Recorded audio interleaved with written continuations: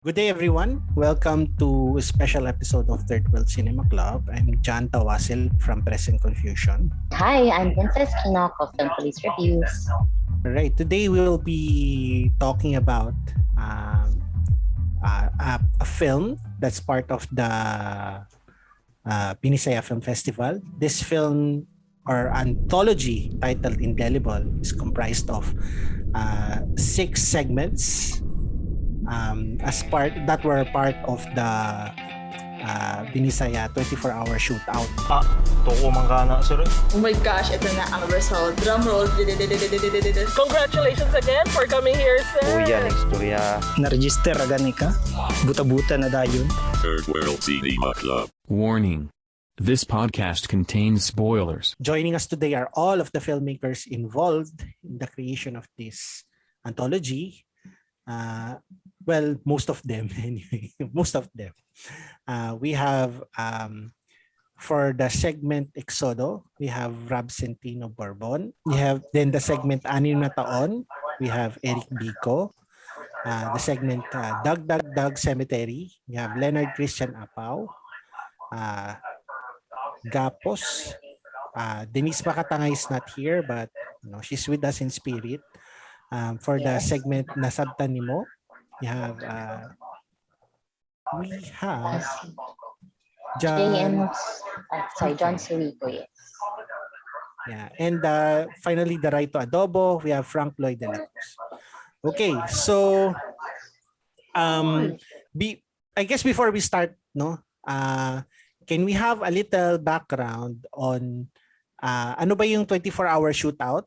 Ano ba yung what was involved in the creation of this anthology film? I'm assuming dito sa shootout you have a limited amount of time to make a film, tapos para siyang film jam. Parang interesting yung 24-hour shootout. And I think creatively, no, John? Parang is it more of a freedom or parang mas liberated ba yung leeway in terms of the creative process?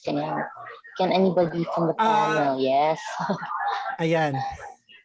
Can anyone share yung experiences nila in making their segment for this anthology? Mas siguro lesser pressure siya kasi naging part na ako ng last year na 24-hour shootout. Tapos alam ko na somehow kung paano siya mag-work. Tapos compared last year na medyo specific yung kailangan nila na kailangan ipakita for the 24-hour shootout. Ito, napaka-general naman. So, pressure pero somehow medyo alam ko na yung direction. Siguro napupuntahan ko. Ganun. Kaya fun naman siya. Tapos mas masaya kasi may kasama ko naman yung mga housemates ko na tumulong din sa akin na i-create yung short film na yun. So sa kanya yung kay Eric Kiko yung Anim na Taon, no, which is very I think reminiscent siya ng childhood years, I guess. Pero later on, let's tackle yung per segments na part. So how about anybody else? Maybe si Rab, how about Actually, mas easier siya this year compared to yung sa last time. Because again, second time ko na rin sumali sa shootout. Yun, kaya yung mga mistakes ko before from the previous shootout na-learn ko. And then yung especially dun sa when writing the script, the story, like wala na akong screenplay, like lang yung nag-notes na lang ako na kung ano yung next scene na gagawin, ano yung next scene after. Ganun. Tapos ginamit ko lang yung one location, which is yung dun sa cemetery. Ginamit ko lang yung creativity. yung sa naman, sa adobo. Interested ako dun sa adobo actually. Pero later on, ko na lang share yung insights ko dun sa film. So how about you, Frank Lloyd de la Cruz? You were the one responsible for the right to adobo. Responsible? Yun. So, how could you share Ikaw with ang us? salarin daw. Sa laro. So, yung may mahabang proseso dyan eh. Ano, ano kasi, bale, parang previous year nitong batch na to, nakasali na rin kami. So, yun, medyo alam na namin kung paano siya gawin. Medyo may idea na. So, hinihintay na lang namin kung ano yung mga specifics na kailangan isali doon sa film. Tapos, may medyo, siguro privileged or blessed lang ako kasi may team na kasi kami kasi may club kami. Tapos, may mga bata ako na mga kasama. So, yung mga bata ko, creative din sila. Tapos, mostly yung adobo talaga mismo, hindi talaga ako ang responsable doon. I mean, ako lang siguro yung parang naging glue. Pero yung nag-isip talaga nun ay sina Jane at saka si Fitch, yung kasama kong dalawang mga bata rin. Mga college na sila. Tapos, yun, sila yung nag-isip. Tapos, dinevelop lang hanggang sa yun na along the way din, wala ring script yun. Katulad ng sinabi ni Sir kanina, wala ring script. Tapos, kung ano lang yung biglang maisip on the spot, on the moment, yun na yun. Parang ganun na kasi nga, 24 hours lang yun. So yun, enjoy. Mahirap pero enjoy. Fairness, hindi halata guys na parang isa lang yung location. How about naman kayo, no? Kay Dog Cemetery ng Davao, which is by Leonard Christian Acao. So, ano lang, tawag dito, background lang sa mga nakikinig. Yeah. Yung sa film niya, yes, parang 2 or 3 locations. Pero could you share with us yung experience mo naman Yeah, so when you joined the shoot? when I joined, it was our first time to join the 24-hour shootout, and the team that I had is relatively new. Like all of us had like siguro mga in the projects lang na isa or dalawa pa lang. So lahat kami baguhan. And we had when the theme was given 10 p.m. medyo lutang na yung mga utak namin. And then we had to come up with something by the following morning. I remember staying up at 2 a.m. just to finalize the story kasi yung mga kasama ko sa OC, yung mga kasama ko sa team, they wouldn't do anything unless everything has been planned out. Maraming learnings, and yeah, next time dapat isang location lang kasi ang dami namin location. We were very ambitious. It was fun. It was difficult then. How about you, John Suico? Since sa inyo naman yung inasabtan Nino. Same din sa kay Sir Leonard na we took almost 2 hours po na nag-create ng idea pa lang yun ng script. And then, pagka morning pa, same lang din kay Sir Rob na nag-create lang may kanang ano yun? Yung sinasabi ng actor namin. Kasi wala kaming idea kung ano yung mga plots namin na anong gagawin. And then, basically kung anong may susulat sa director namin. And it was really difficult lang na as first timer bitaw. I guess, yun, given ako siguro comments na lang. Comments. Revalida, ganun. De, joke lang. Let's go to yung segment na Exodo, si Rab.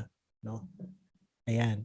So, yung main character dito ay isang bulag. Hindi natin yun, well, pwede ba mag-spoiler? Spoiler siguro, spoiler alert. Yung main character sa Exodo, bulag siya. Is there ano yung creative parang process behind yung pag-isip nyo na handicapped yung main character, pati rin ulila na rin, at paano nyo inisip ma-connect siya sa tema ng pelikula, nung anthology na about our right to suffrage, about voting, about making decisions? Actually, sir, yung character na blind, no?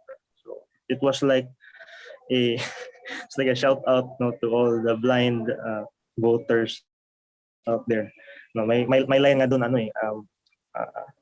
bulag ako pero hindi ako bobo. Ganon. So parang ganon yung ginawa ko. So parang mabuti pa yung bulag kasi alam niya kung sino yung boboto niya na tama. Kasi yung iba dyan, hindi naman sila bulag, literally, pero yun nga, yung choices nila, yung preference nila sa isang candidate is medyo, I don't know. Yeah. And then kasi sa umpisa, akala ko para siyang music video. Okay. Tapos parang may poetry part. Pero in fairness naman, parang, ayun nga, hindi siya basta-basta nung una nag-giveaway na it's leading to that na it's about one's right to vote, ganyan. Na kahit ka may ailment ka, ganun. Yun lang. O nga naman, may meron ka expectations doon sa character. So una mo nakikita na naninigarilyo siya. Sino ba ang kanyang binisita sa sementeryo? Bakit siya nandun? Tapos mahirap ba siya? May kaya?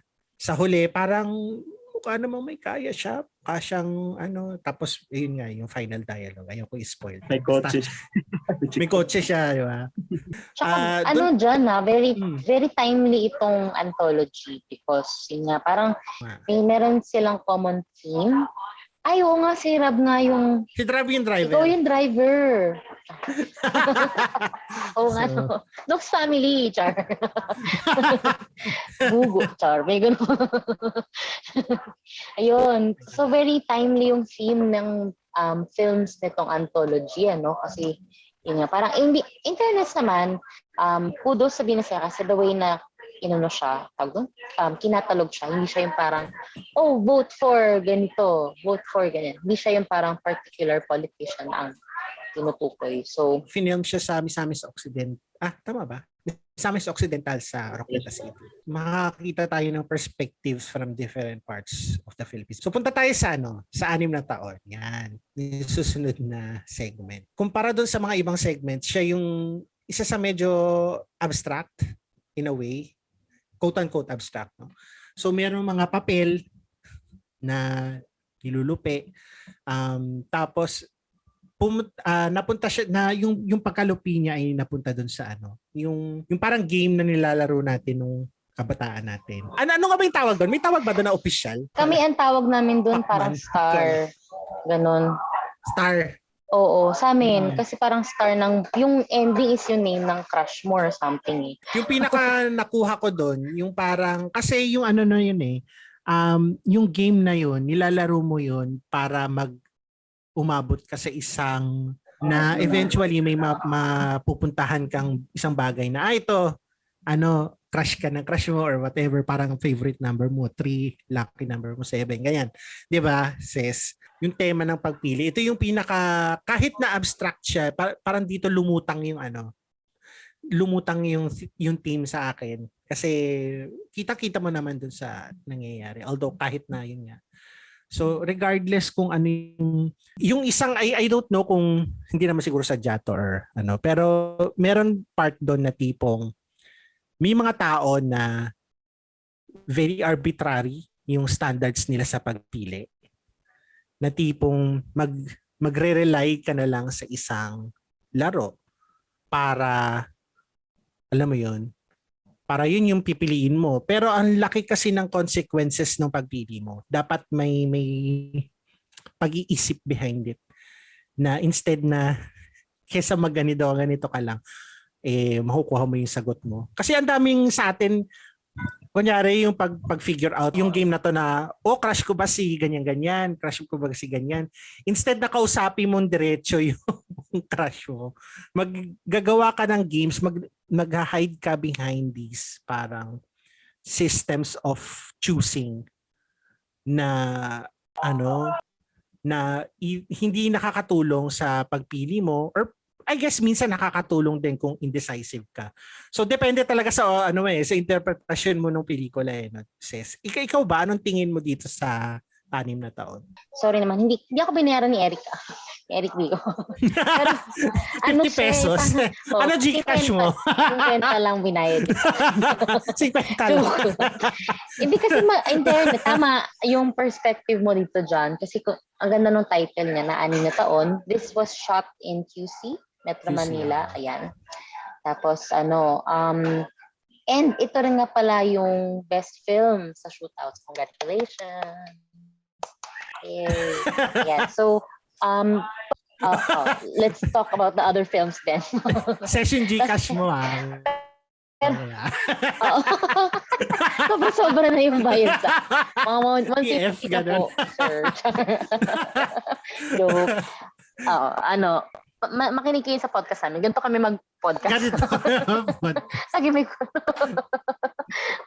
Anyway, ayun. So, tama dyan. Kasi actually, parang marami siyang layers. Tinatakpan ko na si Eric. Marami siyang layers. Kasi, una, childhood thing siya na parang it stems from someone in their youth na ganun sila mamili ng or pumili, ganun yung way nila ng pag-choose. So parang that in itself, yung layer niyang yun, parang ito na yung nakasanayan natin na sistema na kailangan, may sistema ako ng pagpili ng kung sino man, ng either presidente or whoever, ganun. Parang it's either isa choice mo yun kasi yung kulay, yung numbers, tapos yung names, ganyan. So parang hindi siya yung parang based sa kung ano yung conduct nila or what. Wala nakalagay na ganun eh. Parang usually hindi nilalagay kung ano yung ugali.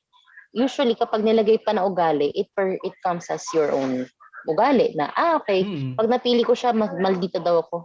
So maldita talaga ako, parang ganun na siya. Pero hindi siya yung parang may mga ganun choices na parang pag kunwari si Toot, ganyan, maldita rin si Toot, parang ganun. Hindi siya ganun eh. So, yun, very, substantial yung film in that sense. Tsaka, yun, parang hindi ko na-imagine na kaya siyang i-shoot ng one day. Although, one location lang siya. So, interested din ako malaman, Eric. Like, sino yung nag-conceptualize nitong film and yun, paano yung writing process niya? Kasi may mga VFX parts pa siya eh. No? So parang, alam ko very lang siya, consensus lang siya ng tao na kung paano mo siya i-absorb. Actually, before namin siya i-shoot, parang nung meron ng mga potential candidates is medyo ginagawa na namin siya. Parang katuan namin. Gano'n na, sino yung ibaboto, ganyan. So parang sinubukan ko siyang i-apply doon sa film. Tapos, actually, pinaka-struggle ko dito sa film yung haba. Kasi may required kung gano'ng kahaba yung film. Tapos parang hindi naman pwede na gano'n lang na play. Parang wala masyadong substance. So parang, naglakad lang ako sa area. Tapos parang based din sa observation ko na kahit may election or wala, parang nandun pa din yung mga names, mga politicians, kung ano yung ginawa nila, something like that. Parang nandiyan pa yung mga greetings nila, ganon. Tapos, parang, ayun, sinubukan ko na lang na burahin kung ano yung mga pangalan, as in, kung ano lang yung mga phrases na usually na ginagamit nila. Tapos medyo sumakto rin siya kasi syempre yung mga kandidato ngayon meron silang specific na kulay for their brand, ganyan. So parang medyo napili ko din siya na gano'n. Tapos parang dun sa last film, dun sa last shot, yung bago magtapos is parang pa rin siya, drum roll lang. Parang very unpredictable pa din kung sino yung pinili mo kasi hindi natin alam kung ano yung mangyayari. Kumbaga, either ikakabuti ba natin or ikakasama ba yung magiging output, ganyan. So, parang ganun siya. Tapos yung sa writing, parang actually walang writing na nangyari. Parang parang, parang ano lang, procrastination is my motivation. Ganon. So, naglalakad-lakad lang ako sa area, tapos parang iniisip ko, ano pwede kong gawin? Tapos parang nakulangan ako ng mga footage. Sabi ko, sis, ito na lang gawin natin. Kung ano yung laro natin, gawin na lang natin yun. Tapos shoot ko na lang, ganun. Tapos, ayun, ganun siya. Para tayo nag-grade. Oh. Very good. Para nag-grade na situation. Thank you po, sir. Uno na po. So, see you po next time. Oh, perfect. Thesis defense, gano'n. Mami, may graduation sila. Dapat mag-ano sila. Ram-sam-sam. Gano'n. Padulo na tumatawag. Magkakagis ng ano sa ere, no? Oo, gano'n. Yung sombrero. The next segment pala is filmed in Davao. It's Dagdagdag Cemetery by Leonard Christian Davao. So, dito sa pelikulang to, may bangkay na gustong mamayapa sa libingan, pero everyday hinahatak siya to a party. Yung parang style ng political campaigning natin na tipong i-invite ka sa isang parang very festive atmosphere. Alam mo naman tayong mga Pilipino, mahilig tayong mag-celebrate. Regardless of affiliation, no? Mahilig tayong maki-party. Kaya kung kunyari COVID to na hindi tayo pwedeng lumabas, siguro napakalungkot na election. Pero anyway, parang nagfa-factor in doon yung tipong hindi naman sa ayaw niyang maki-participate, pero parang nararamdaman mo yung yung mga kumukuha sa dude sa bangkay na tipong na parang hindi ganun, may parang hindi sincere yung gusto nilang ipalabas. Kaya gusto niyang magtago sa mga ganun. Ewan ko, ganun yung feeling ko. Of course, I can be wrong. Interpretation ko lang naman yun. Pero yun nga, to the point na gusto niyang, doon sa pinaka huling part ng segment, parang nililibing niya yung sarili niya. Parang ayoko na. May parang disengagement. And bilang isang introvert din, nafe-feel ko din yun na meron kang impulse to disengage from these kinds of things. Lalo na kung hindi mo nararamdaman yung hindi mo nararamdaman yung pinapaparty nila sa'yo, or ayaw mo lang talaga, which is your right. Pero yun nga. Anyway, ikaw, Ses, your thoughts on Dagdagdag Cemetery? Sa akin, spoiler alert again, guys, whoever you're listening here. You've come this far, so alam mo naman na may spoiler alert. Sana napanood mo na to. To our dear viewers. Yes. Sa akin, very harrowing ang word for me. Kasi hanggang afterlife, sinusundan pa rin tayo ng campaign. Okay. May scene doon, di ba, na may nakalinyang mga libingan, tapos may mga kamay na nakalabas na yes, yung ino-offera nila ng kung ano-ano.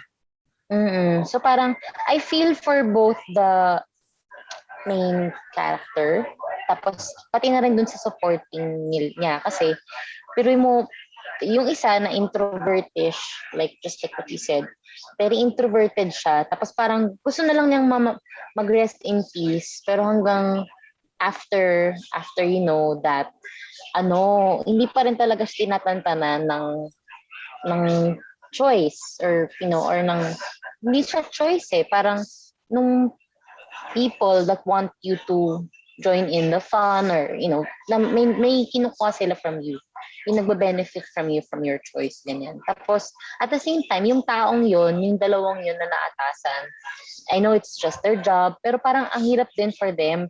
Parang para siyang, alam mo yun, parang yun yung mahirap pag sabi ko nga, galawang middle class. Pag galawang middle class ka, or kahit galawang hampas lupa, ang hirap ng buhay mo. Kasi parang hindi mo alam kung kailangan ko pa itong gawin. Ay, sige, kailangan ko itong gawin kasi, capitalism and shit, ganyan. Pero yun. So parang very harrowing siya kasi yun. Same with Biko, medyo may layers din siya. So hindi lang siya yung typical na, okay, cemetery tayo, ganyan, tapos pakita tayo ng patay, ganyan. Same with yung kay Rab na nasa cemetery, pero wow, dinala niya tayo, parang afterlife din yung kay Rab eh, gano'n. So parang yung dito kay Leonard, nandun na nga ako, hindi pa rin ako tinatantanan ng mga tao, gano'n. Yun. So yun, very interesting. Coming from someone na very aggressive in real life, ganyan. Ako, I feel for the for the yung mga Marketers. nangulit. Ano ba yan? Oo.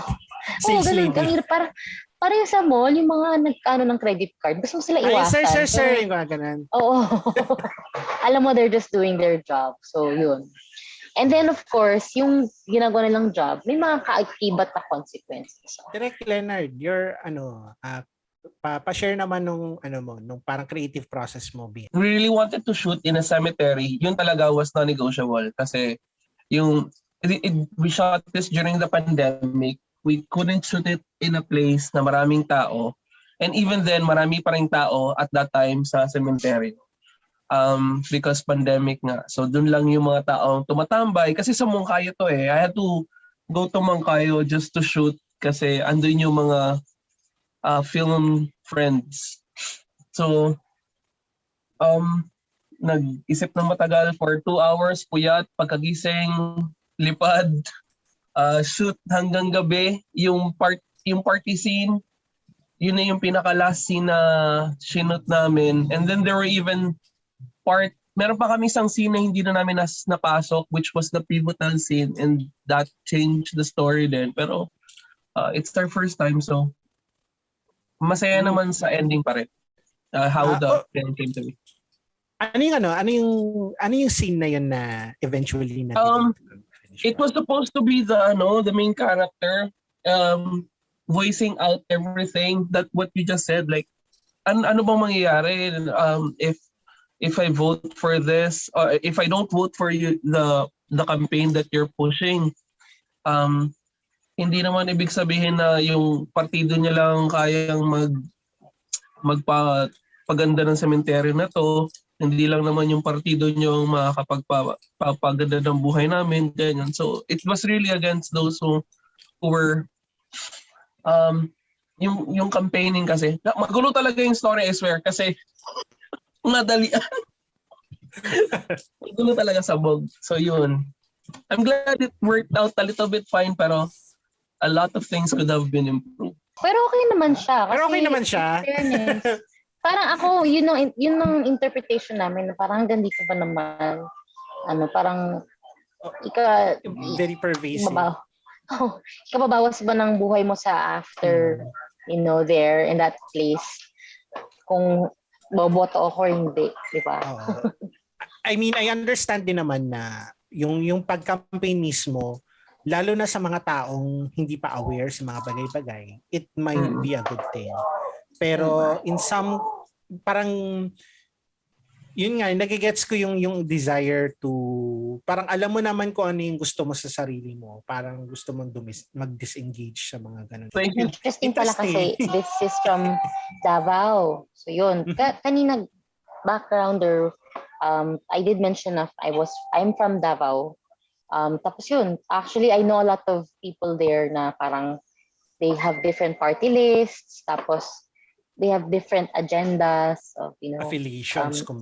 Tapos medyo na on the point of, excuse me for the word, pero parang nauutunan nila iba na parang invite kunyari for clean-up drive. Yung clean-up drive na yun is for okay. Yes. Wala ka sasabihin. Ayoko na.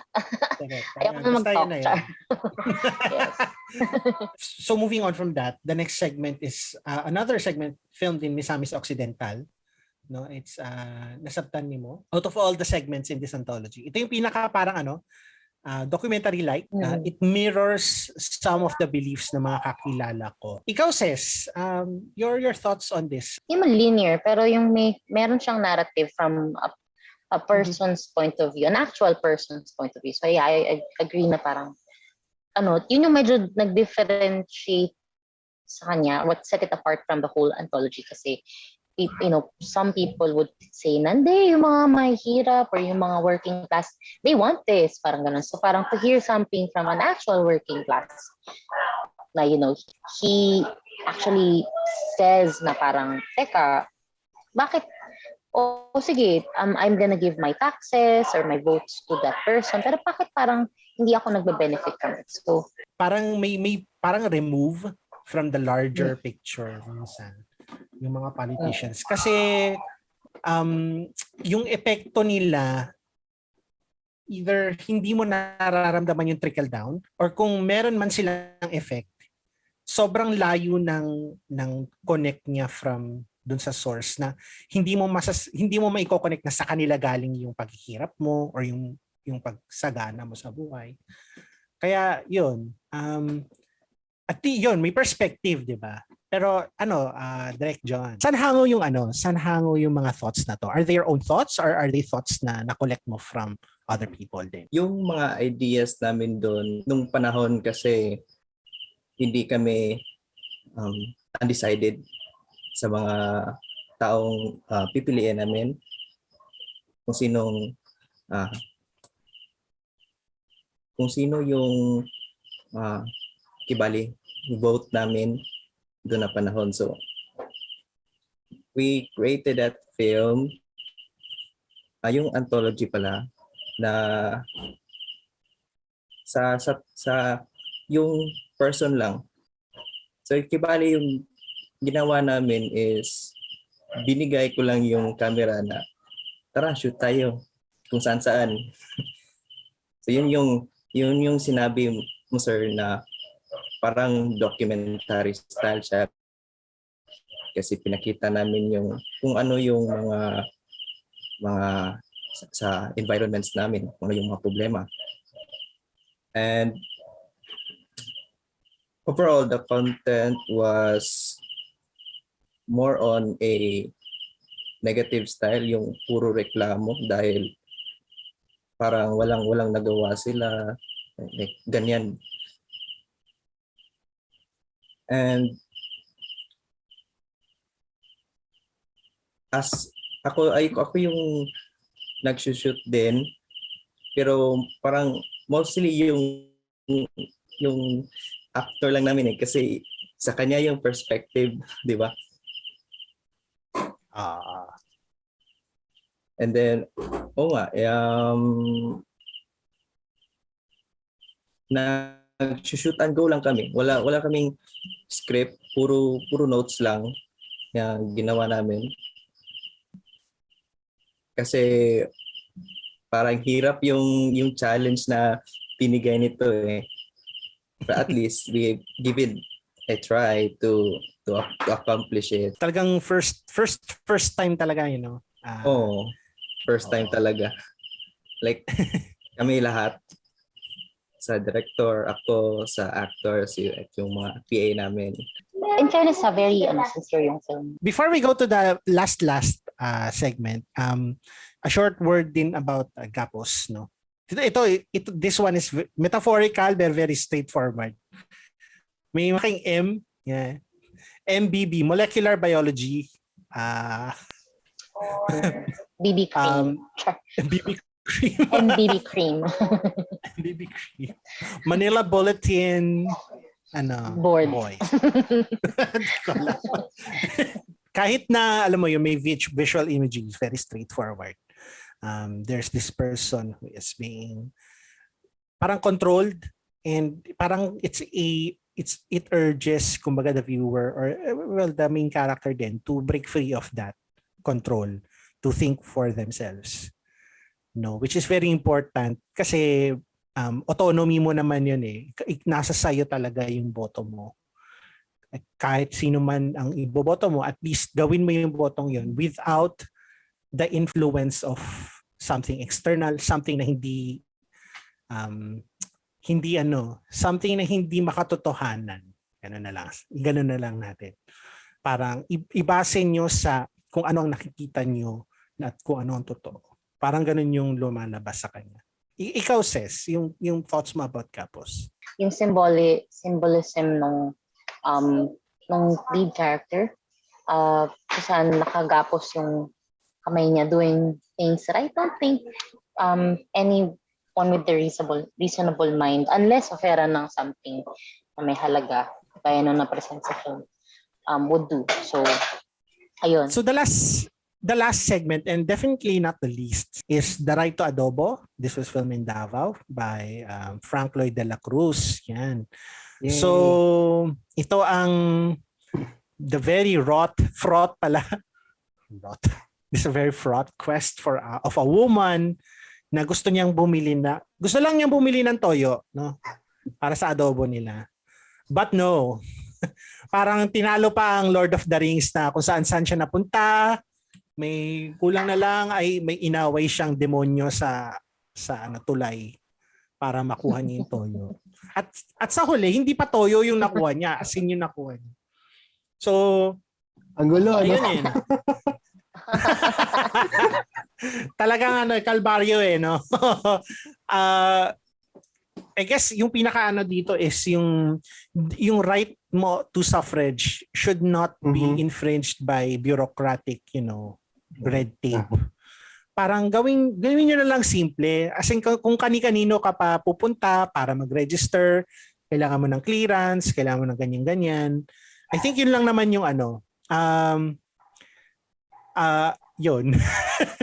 Pero bakit naman asin yung binigay mo sa kanya? Bakit naman asin? Kawawa naman si ate. Anong gagawin niya doon? Saka very sorry, yung... sorry, go. Okay Sige lang. Sorry, i-recognize ko lang sana yung kasama ko si Rich. Nandito si Rich. Kakatapos nga lang gumawa ng assignment. So, ayan, nag-join na siya. Medyo may problema yung audio nga. Pero hello, Rich. Ayan. So, sige po, Ma'am Princess. Ayun nga, sa akin, very, hindi lang siya sa voting process lahat kukuha ang ID. Basta mapagdadaanan mo yung government na process, parang kahit nga sa QC, I mean, may mga inaayos sila sa QC, pero ganun pa din Tas, parang very typical characters na ma-encounter mo when encountering anything government official related, ganyan. Na may mga, yung sungit-sungit, tapos biglang later on, pag nakuha mo na yung sinabi niya, ang bait na niya sa'yo, tapos ang ending, bubulahin ka pa, ganyan. Very Lord of the Rings. May mga mukhang duwending masungit, mamaya, bubulahin ka. Para siyang RPG, as in may quests kang gagawin. Parang kukunin mo to sa bundok ng Karimlan. Tralala, ganyan. Diba? Hindi ka pwede maging NPC di ba? Kasi parang... hindi ka pwede NPC. Ang hirap O NPC ang turing sa'yo, ganyan. Hindi ka parang walang importansya. Ang lumabas pa, pinaikot siya, parang napadpad siya dun sa lugar kung saan siya nag-umpisa, basically. Anecdote lang siguro, very slightly related. Yung asawa ko, nag-change siya ng registry from kasi sa Cebu siya, pero since yun nga, medyo alanganin yung pag-uwi kung boboto siya. Parang nilipat niya dito sa Maynila. Before niya na-figure out yon, medyo tiningnan muna niya. It was a process. Ang dami ring requirements. Pero eventually, nagawa din. It was relatively, pumila pa rin siya. Pero I can imagine yung lalo na yung mga voters na nadidisenfranchise sila kasi hindi nila maasikaso yung papeles or parang na-frustrate sila sa proseso so nag-give up sila. Parang in that way, nakakapag-prevent ka ng pagboto So yun yung pinaka kong concern sa kanya. And tingnan nyo ngayon, napansin nyo ngayon, ito na wala pang precinct finder ang COMELEC. So hindi mo pa ma-find out yung presinto mo saan ka boboto. Wala pa Dati, December, January pa lang, meron na yan. Noong 2019, 2016, ang daling hanapin. Ngayon, wala. Parang, kailan ba nila ilalabas yan? Parang May 8 ba? Parang magkakagulo-gulo tayo nito. Pupunta tayo sa maling presinto. So, yun ang daming, the more steps sa isang bureaucracy, the more you make it complex, the more difficult it is. Na kahit na isa sobrang simpleng bagay, basta bumoto ka, may identification ka, may pruweba na ikaw to. Parang yun lang dapat talaga, di ba? Pero yun nga, ang dami nilang ang dami napasok na steps that na pinahihirapan kang gawin yung karapatan mo na bumoto. Kahit kanino pa man yan. Exactly.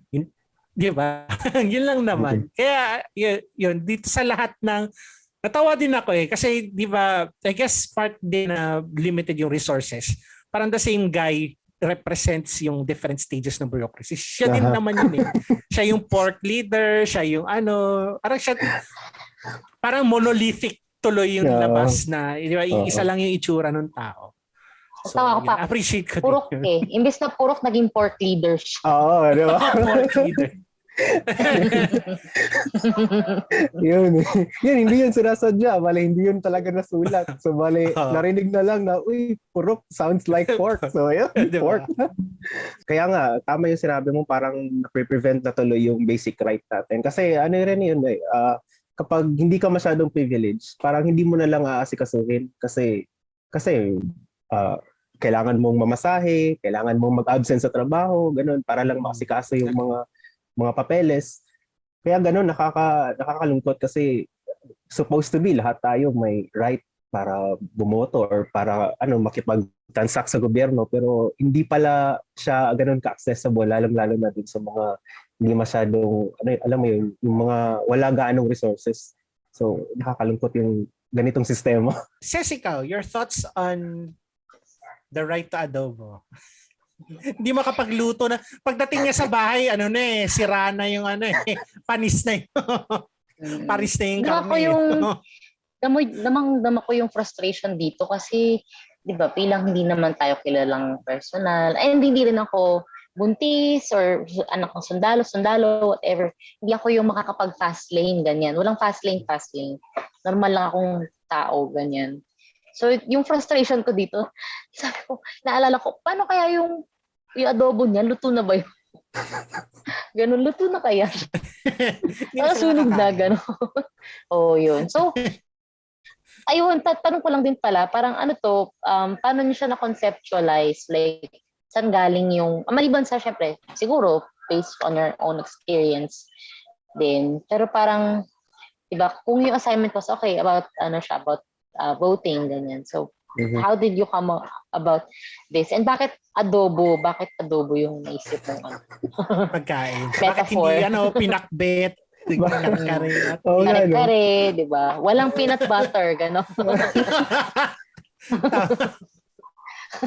Wala talaga kaya nga, procrastination is the motivation. Parang pagdating nung araw na yun, parang nagkataon lang din kasi adobo yung niluluto namin para sa meals namin ng araw na yun. Kaya why not adobo na lang din? Tapos later on na yung analysis na oo nga pala sa buong Pilipinas may adobo talaga. Iba't ibang timpla lang, may mga konting tweaks lang, pero alam mong adobo pa rin yun. So somehow parang naging in general parang naging representative na siya ng ng buong Pilipinas or something. Parang pwedeng ganun yung interpretation. So, yun. Tapos, yung isa naming kasama nga, si Fritch, yun din yung na-recall niya. Kasi nung nag-register siya, madaming process. Tapos, yun nga, kapag kukuha ka rin ng ID, lahat ng mga transaction sa gobyerno, ganun, ang daming proseso. So, yun na yun. Nag-share lang siya. Tapos, yun na, sinimulan na namin. Talagang mararamdaman mo yung pagka-personal experience din niya. So, hindi ko rin sure, pero hindi siguro namin to magagawa kung hindi namin talaga na experience. Parang ganun. Parang you can't do what you haven't experienced or something ganun. Or you can't write what you don't know or something. So yun. Kanina sinasabi ko dun sa sarili ko, nung pinapanood ko yung last part, suka na lang. Total may toyo ka wala na ba dyan. substitute? Ganyan. May Variation mo na lang. Walang toyo, di ba? Suka at pero baka sa universe nila, parang may ibang proseso pero naman. May yun, suka.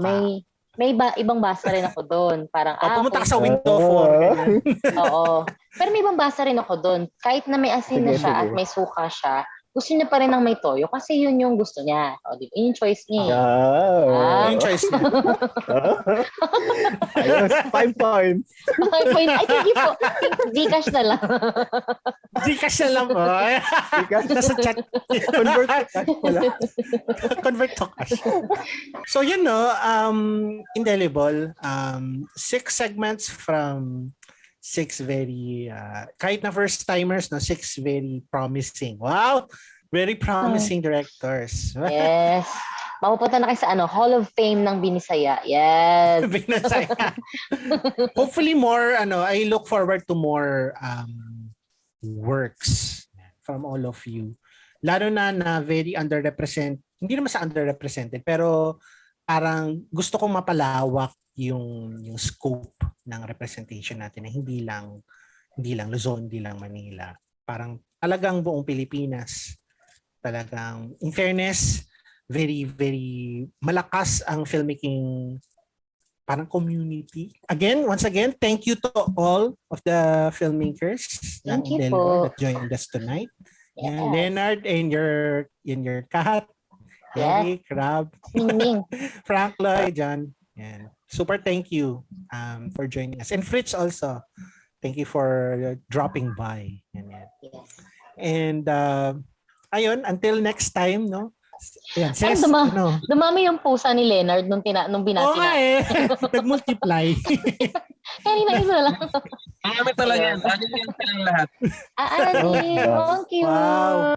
Ang cute naman. Wow. Thank you po for joining us in this session. Yeah. Parang Thank ilan you, tayo thank nag-session ulit no, ng ganito ka. Kadito karami. Oo, kadami dyan. So, marami pong salamat. And you can listen to this episode on Spotify and on the Film Police Reviews website and on Apple Podcasts and Pictures. Yan. Tapos, send in your comments to us sa Twitter at Third WCC and on our Facebook page. Yeah. Third World Cinema Club.